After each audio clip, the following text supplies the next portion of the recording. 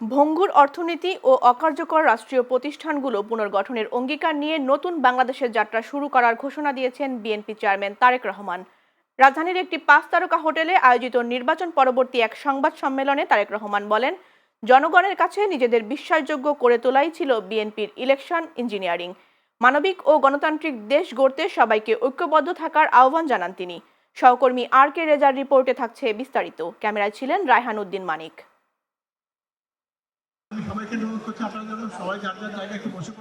ত্রয়োদশ জাতীয় সংসদ নির্বাচনে রেকর্ড বিজয়ের পর শনিবার বিকেলে রাজধানীর একটি অভিজাত হোটেলে আয়োজিত নির্বাচনোত্তর সংবাদ সম্মেলনে দেশি বিদেশি গণমাধ্যমের মুখোমুখি হন বিএনপি চেয়ারম্যান তারেক রহমান। এ সময় কোনো অপশক্তি যেন ফেসিবাদ কায়েম করতে না পারে সেজন্য সবাইকে ঐক্যবদ্ধ থাকার আহ্বান জানিয়ে তিনি বলেন, সরকার ও বিরোধী দলের অবদানে দেশে গণতন্ত্র প্রতিষ্ঠা হবে।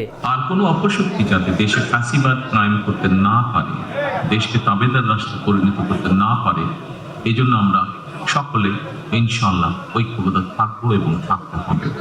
নির্বাচনে অংশগ্রহণকারী প্রতিটি গণতান্ত্রিক রাজনৈতিক দলগুলোর প্রতি আহ্বান জানাই, দেশ গঠনে আপনাদের চিন্তা ভাবনা আমাদের কাছে অত্যন্ত গুরুত্বপূর্ণ।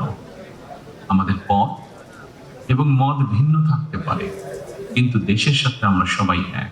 নিরপেক্ষ নির্বাচন উপহার দেয়ায় অন্তর্বর্তী সরকারকে ধন্যবাদ জানিয়ে বিএনপি চেয়ারম্যান বলেন, ভঙ্গুর অর্থনীতি ও অকার্যকর রাষ্ট্রীয় প্রতিষ্ঠানগুলো পুনর্গঠনের পাশাপাশি জুলাই সনদের প্রতিটি অঙ্গীকার বাস্তবায়ন করা হবে।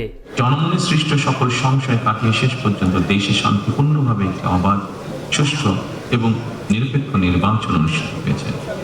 এই জন্য অন্তর্বর্তীকালীন সরকার এবং নির্বাচন কমিশনকে বিশেষ ধন্যবাদ জানাই।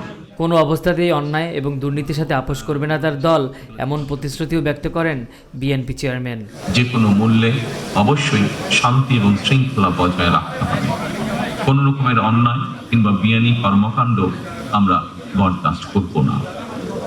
দলমত, ধর্ম, বর্ণ কিংবা ভিন্ন মত যাই থাকুক, কোনো অজুহাতে অবশ্যই দুর্বলের উপরে সবলের আক্রমণ আমরা মেনে নেব না। সব প্রতিষ্ঠানকে রাজনীতিকরণ থেকে মুক্ত ও সুশাসন নিশ্চিত করাই মূল চ্যালেঞ্জ বলে মনে করেন ত্রয়োদশ জাতীয় সংসদ নির্বাচনে বিপুল সংখ্যাগরিষ্ঠতায় জয়লাভ করা দলটির প্রধান। আমাদের সকল চেষ্টা ব্যর্থ হয়ে যেতে পারে। R K Reza, channel S, news desk. জনগণের প্রত্যাশিত এই নির্বাচন অনুষ্ঠানের জন্য গণতন্ত্রের ইতিহাসে আপনাদের অবদান স্মরণীয় হয়ে থাকে।